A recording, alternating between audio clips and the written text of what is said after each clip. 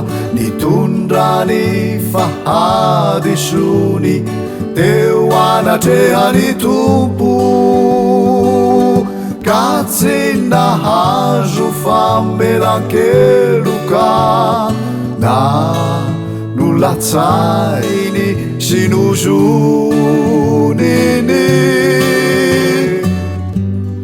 zoviko mono sahilaza fa tsy nahazo ery raha niaona taminy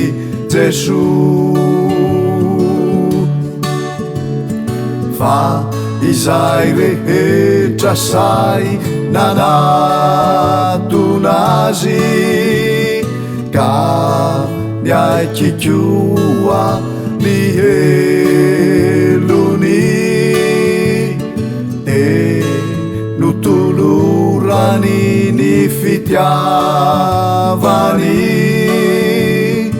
ary nomeny ay mpanahiva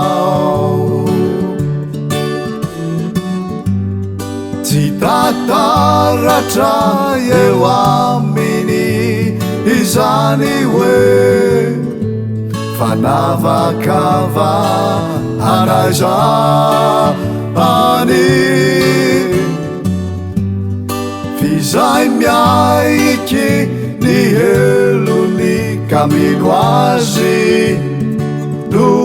tafiditra ao ambalany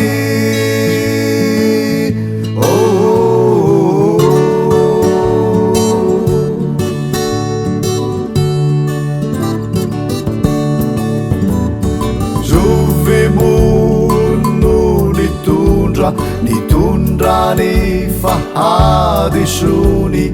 teo anatrehany tompo ka tsy nahazo famelan-keloka na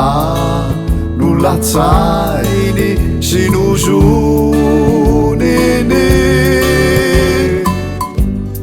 zoviko mono sahilaza fa tsy nahazo ery raha niaona taminy Jesosy fa izay rehetra say